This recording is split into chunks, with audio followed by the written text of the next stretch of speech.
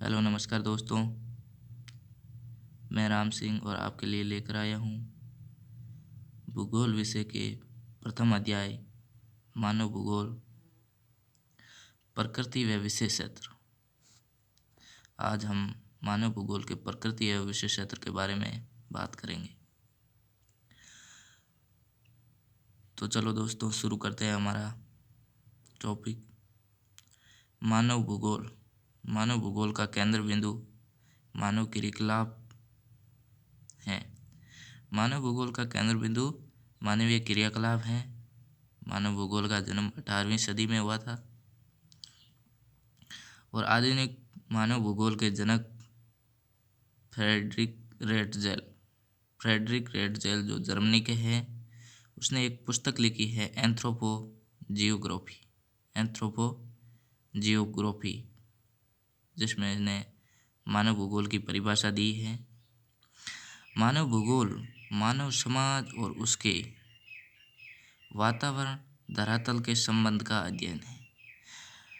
इसने बताया है मानव भूगोल मानव समाज और उसके वातावरण यानी धरातल के संबंधों का अध्ययन है।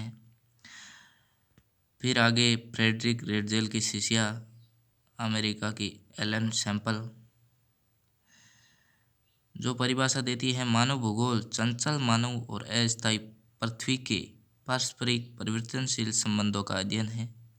वो कहती हैं कि मानव भूगोल चंचल मानव और अस्थायी पृथ्वी के पारस्परिक परिवर्तनशील संबंधों का अध्ययन है। इसी तरह की विचारधारा नियतवाद, इन्होंने नियतवाद की नींव रखी। नियतवाद जिसे हम निश्चयवाद भी कहते हैं, इसमें प्रकृति का प्रभाव अधिक है, यानी प्रकृति सर्वेसर्वा है, हम मानव इसके दास हैं, वो जैसे चाहे हमें यूज करती हैं। फिर आते हैं विडाल डी ला ब्लास जो फ्रांस के भूगोलवेता है।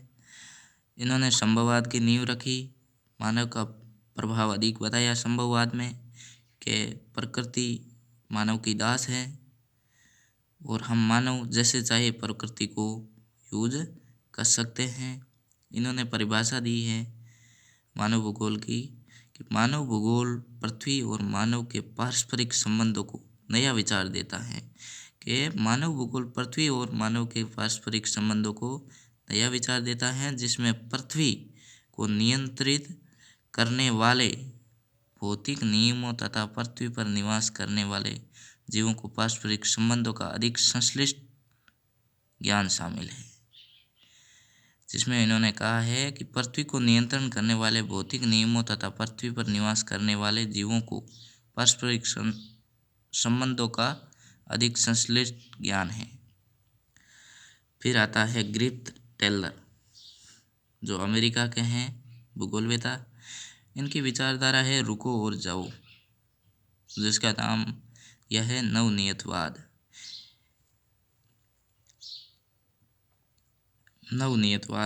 इन्होंने कहा भाई न प्रकृति मानव की दास है और न ही मानव प्रकृति का दास है।